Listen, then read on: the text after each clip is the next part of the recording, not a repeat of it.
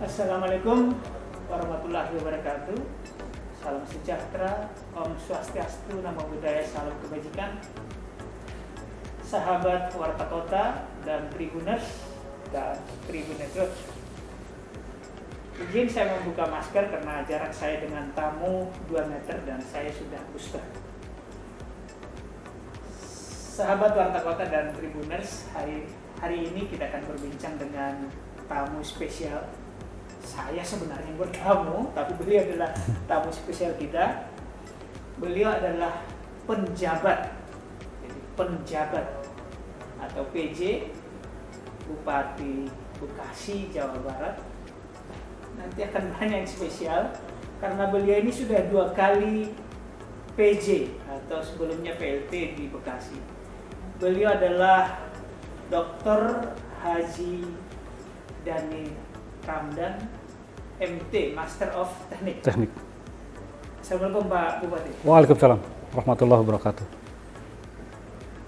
Supaya lebih akrab, bahasa Sunda kita sebut Akang. Iya. Kang Dhani, punten. Mangga. Pertama-tama kami mengucapkan selamat. Oh iya, Ini kasih. ditunjuk kali kedua, mendapat amanah kali kedua, baru belum seminggu ya? Ya, 23 Mei. 23 Mei ya, seminggu lah ya. Dan sebelumnya tahun lalu beliau 3 bulan PLT Bupati Bekasi juga. Kang, apa kesan diberi kesempatan kedua kali? Kesan campur. Campur ya, bangga tentu ya, karena tidak semua ASN, pejabat pemerintah provinsi, diberi kepercayaan seperti ini. Terlebih di Kabupaten Bekasi, salah satu kabupaten terbesar di Jawa Barat dengan kontribusi di bidang ekonomi dan politiknya yang sangat signifikan ya. Bukan hanya Jawa Barat, bahkan nasional gitu. Tetapi di sisi lain, karena saya punya pengalaman juga sebelumnya 7 bulan yang lalu ditugaskan di sini pada saat puncak pandemi, saya menyadari bahwa menjadi pejabat Bupati Bekasi itu tantangan yang luar biasa kondisinya. Ditambah lagi memang menjelang pelantikan ini, begitu informasi terdengar saya yang akan ditunjuk, ini ekspektasi masyarakat luar biasa. Mungkin memori dari 7 bulan yang lalu saya bekerja di sini 3 bulan, ada hal-hal yang berkesan barangkali ya. Ini banyak sekali harapan-harapan dari masyarakat untuk semua persoalan bisa diselesaikan. Nah ini artinya ya itu tantangan ya. Tapi bagaimanapun ya saya sebagai umat Islam, ajaran agama saya adalah innalillahi wa inna ilaihi raji'un. Kembalikan karena semuanya berasal dari Allah, termasuk jabatan ini, amanah ini. Jadi saya kembalikan, mudah-mudahan saya mendapat pertolongan Allah untuk bisa melaksanakan lebih baik. Jarang sekali orang mendapat jabatan mengucap innalillahi. Mengapa harus? Karena itu semacam bahwa saya bukan untuk mau mengeruk di sini. Iya, itu ajaran orang tua. Gitu. Jadi setiap saya mendapatkan amanah baru, karena jabatan itu menurut orang tua saya fitnah, ujian. Gitu. Jadi mungkin kelasnya terus naik dan saya harus siap mental untuk itu. Kang Dhani tadi disebut ini suatu kebanggaan. Karena apakah bangga juga karena Bekasi ini selain masuk di Jawa Barat yang tentu saja jumlah penduduk termasuk terbesar di Indonesia, apakah juga karena Bekasi ini penopang ibu kota Jakarta, di mana warga Bekasi juga banyak bekerja di Jakarta atau sebaliknya? Banyak sekali keistimewaan Kabupaten Bekasi ini. Di samping jumlah penduduknya besar, wilayahnya yang luas, tadi keberadaan kawasan industri di Kabupaten Bekasi ini terbesar bukan hanya di Indonesia, bahkan di Asia Tenggara. 7.000-an pabrik di sini beroperasi, dan itu bukan pabrik yang kaleng-kaleng. Semuanya orientasi ekspor. Bukan pabrik KW ya, KW ini. Jadi pabrik-pabrik strategis ya, jadi ini industri strategis, hampir keseluruhannya berorientasi ekspor, dan artinya apa? Merupakan tulang punggung ekonomi negara juga, keberadaan industri di sini tuh. Baik.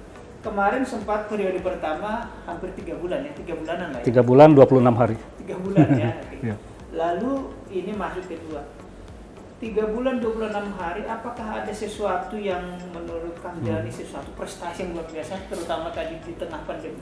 Oh ya, Oh, kalau yang kemarin mengapa masyarakat mungkin memberikan nilai positif kepada saya, umumnya memang keberhasilan di penanggulangan COVID pandemi. Saya masuk itu adalah kondisi PPKM darurat bahkan.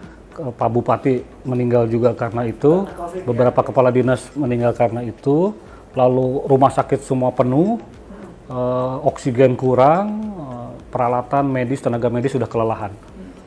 Saya bekerja minggu pertama, minggu kedua bekerja sama dengan Forkopimda, dengan seluruh unsur, Satgas Covid waktu itu, gempur siang malam, turun ke level 4, PPKM level 4. Sebulan kemudian turun ke level 3, sebulan kemudian PPKM level 2. Saya pulang masih di PPKM level 2 karena dilantik Wakil Bupati terpilih di Dewan.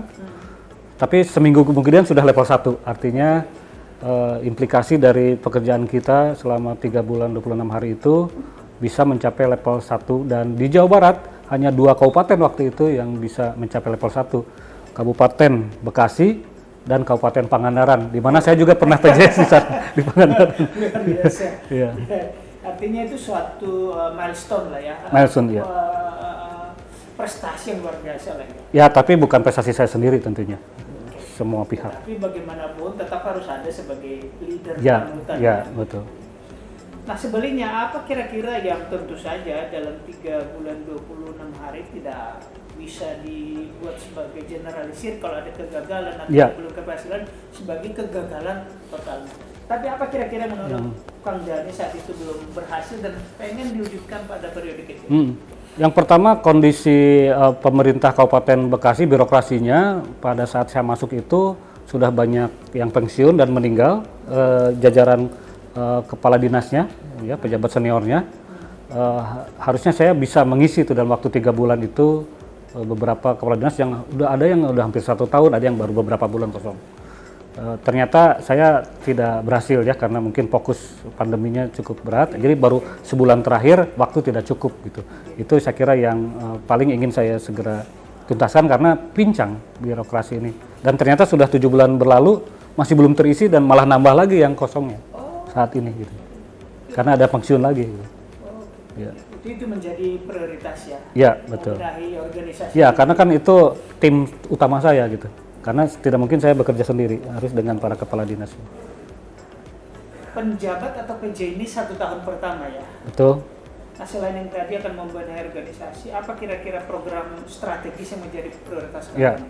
sebenarnya totalnya ada 4 fokus ya yang akan saya kerjakan, itu berdasarkan informasi dari Bapeda dan TAPD dan juga input dari masyarakat, karena medsos saya kan aktif ya. Jadi selama saya selesai menjalani tugas juga itu terus komunikasi itu jalan. Ada input masuk. Input ya, jadi keluhan-keluhan saya coba rekap dan juga disesuaikan dengan anggaran yang sudah tersedia. Karena kan saya tidak ikut menyusun APBD 2002 nih, kemarin keburu berhenti di bulan Oktober di mana RAPBD belum disusun. Jadi sekarang saya menjalankan RAPBD yang disusun oleh pejabat sebelumnya. Nah, dari situ saya memilah-milah, ternyata ada 4 hal yang bisa kira-kira diakselerasi dalam 1 tahun ini. Yang pertama adalah pembenahan infrastruktur, karena masih banyak jalan ya, perhubungan ya, jalan jembatan yang rusak, macet, gelap, tidak ada PJU atau banjir karena drainasenya tidak jalan. Yang kedua, infrastruktur permukiman, perumahan, baik rumah tidak layak huni, air bersih, air kotornya, dan persampahannya, itu juga menjadi concern. Dan infrastruktur pengairan untuk pertanian juga, karena dikenal industri tapi pertaniannya masih sangat luas di sini. Dan itu butuh pengairan yang mumpuni, itu juga menjadi concern saya, selain pasos-pasum ya pada umumnya. Itu fokus yang pertama. Fokus yang kedua adalah pembangunan manusianya. Jadi di sini industri terbesar, tapi pengangguran juga tertinggi, ketiga di Jawa Barat, angka penganggurannya. Kenapa? Karena nggak ada link and match antara penyediaan sumber daya kita melalui sistem pendidikan formal maupun pelatihan dengan kebutuhan industri. Nah, itu yang jadi fokus. Jadi pendidikan vokasi akan coba kita genjotkan di samping pendidikan dasar dan kesehatan dasar dan pembangunan manusia dari aspek budaya, agama, dan olahraga. Fokus yang ketiga adalah pemulihan ekonomi.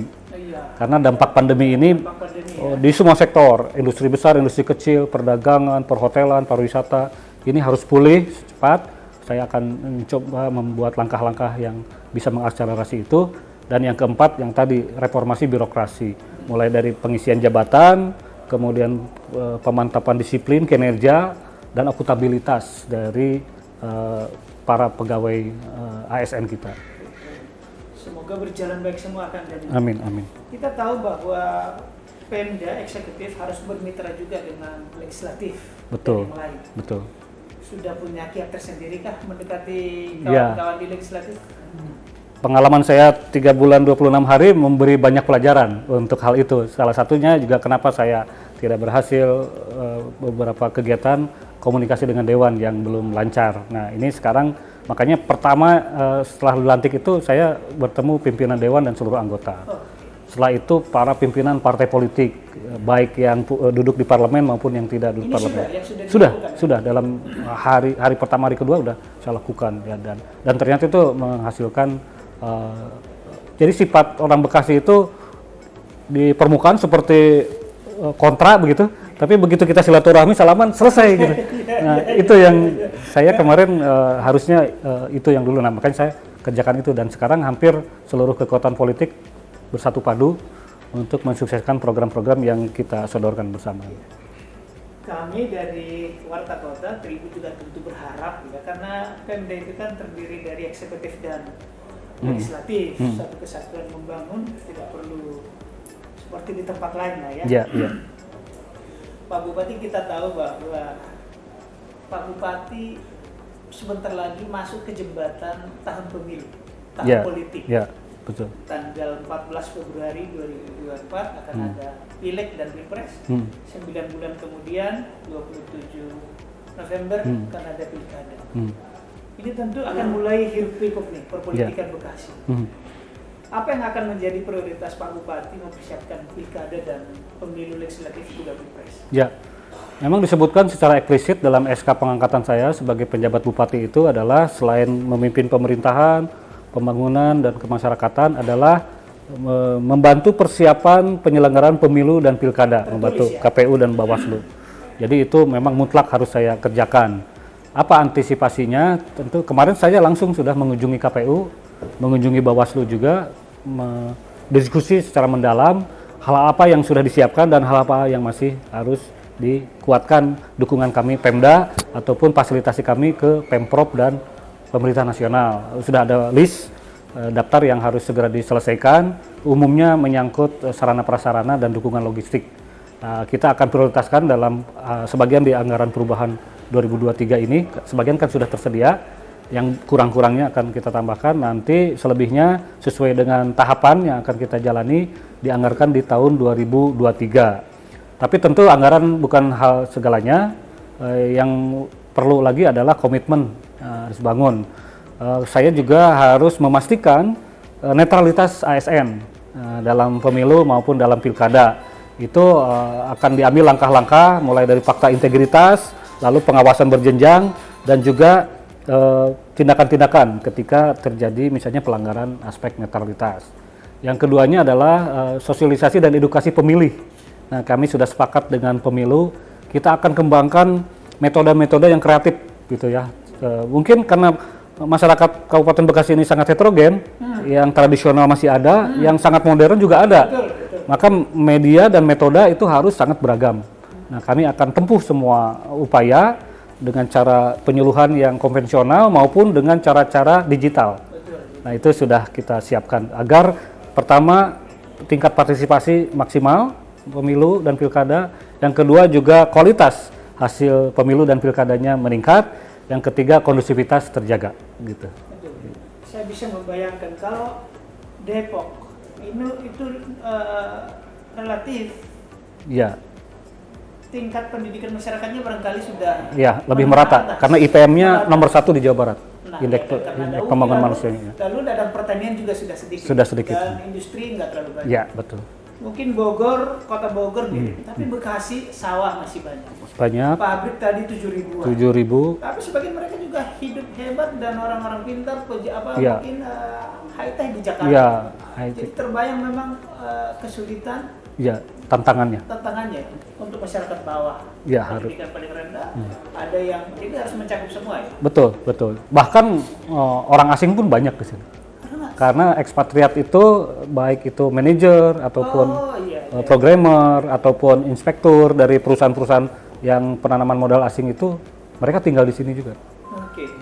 Nah, apa program Pak Bupati untuk melibatkan petani tadi, buruh tadi, manajer tadi, dan profesional tadi untuk membangun Bekasi? Ya, saya gunakan semua lini ya, mulai dari lini birokrasi, jadi aparatur, camat, lurah, sampai RT RW.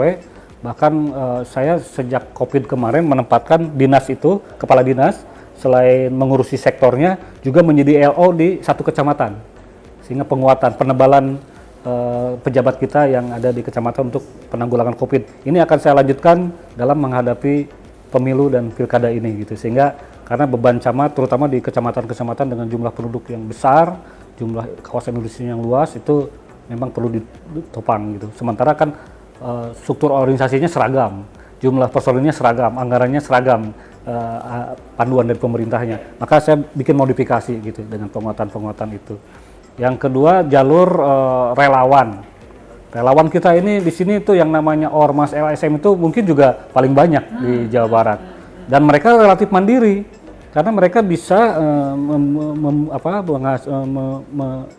mengambil sumber daya dari industri ya, pengolahan limbahnya, pengolahan catering, jasa keamanan, sehingga mereka itu hanya butuh diperankan saja, gitu, tidak membebani gitu. Nah itu senangnya di saya Bekasi itu, ormasnya banyak, tapi mereka tidak menuntut untuk dihidupi seperti itu, mereka hanya ingin diperankan. Nah makanya saya manfaatkan betul itu keberadaan mereka untuk ikut mensukseskan juga pemilu dan pilkada. Yang lain-lainnya media pastinya ya, baik media mainstream maupun media sosial saya aktifkan semua, karena sekarang ya sudah tidak bisa dipungkiri masyarakat banyak hidup di dunia mayanya selain di dunia realnya begitu. Baik, Kang Dani, ini memasuki penghujung. Saya pribadi juga mungkin masyarakat juga berharap, karena di Jawa Barat mohon maaf, di Bekasi beberapa kali pejabatnya yang mohon maaf berurusan dengan KPK juga di kota. Kang Den sendiri bagaimana cara atau niat membentengi diri? Ya, jadi saya selalu kembali kepada tujuan saya hidup. Ya, orang tua mengajarkan tujuan saya hidup itu hanya untuk beribadah, menghambakan diri kepada Allah gitu ya. Ibadah itu ya hanya bisa diterima kalau jalannya benar, caranya benar, dan juga niat kan segala sesuatu itu tergantung niat. Hal yang sederhana, makan bisa jadi ibadah ketika diniatkan untuk ibadah. Tetapi kalau tidak, hal yang terpuji pun misalnya mengajar, melatih, tapi niatnya untuk pamer bisa jadi tidak ibadah. Jadi saya memang sudah canamkan niat, ini adalah kesempatan yang mungkin tidak akan saya dapatkan 2 kali ke depan gitu ya, menjadi pejabat yang kedua ini. Kesempatan ketiga ya, kesempatan ketiga gitu, dan ya kalau umur panjang ya atau masih dipercaya, makanya saya tidak berpikir nanti juga masih ada kesempatan lain. Kesempatan ini yang harus saya manfaatkan untuk mencapai hasil yang terbaik gitu kali ini. Nah caranya saya harus tidak boleh salah, apalagi tergiring pada tindakan-tindakan koruptif dan sebagainya.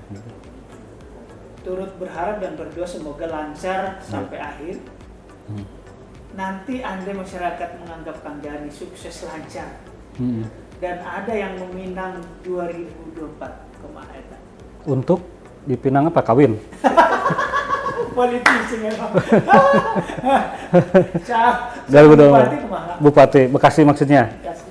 Ya, kalau saya sebagai PJ memang di kontrak tidak boleh maju sebagai calon di PJ. Jadi kalau mau jadi calon nggak boleh jadi PJ. Ada tertulis? Ya, aturannya ada, peraturan pemerintah gitu ya. Jadi harus mundur gitu ya. Jadi itu yang pertama gitu ya.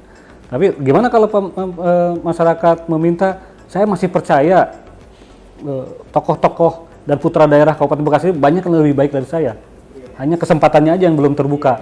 Nah, makanya saya dalam penugasan ini juga salah satu misi saya adalah mengangkat itu semua.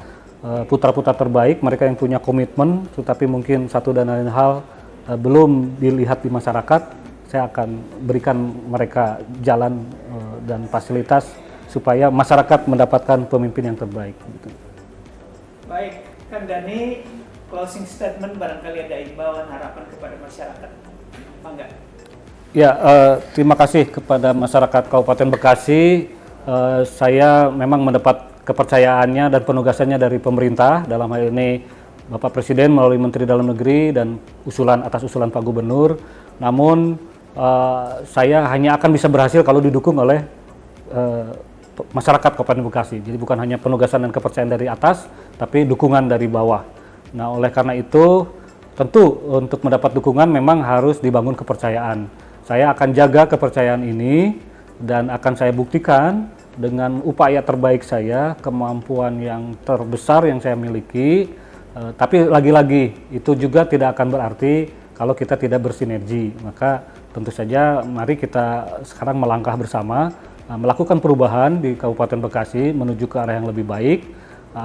Tetapi pada saat nanti saya ternyata ada khilaf, kesalahan dari putusan, ucapan, tindakan saya, jangan ragu lega untuk mengkritik saya, memberikan saran perbaikan kepada saya. Insya Allah saya terima dengan sangat terbuka. Atur nuhun Kang Dhani. Ya. Itu sahabat Warta Kota Tribuners bincang-bincang kami dengan penjabat Bupati Bekasi, Kang Dhani Ramdan. Sampai jumpa kembali pada kesempatan berikutnya. Wassalamualaikum warahmatullahi wabarakatuh.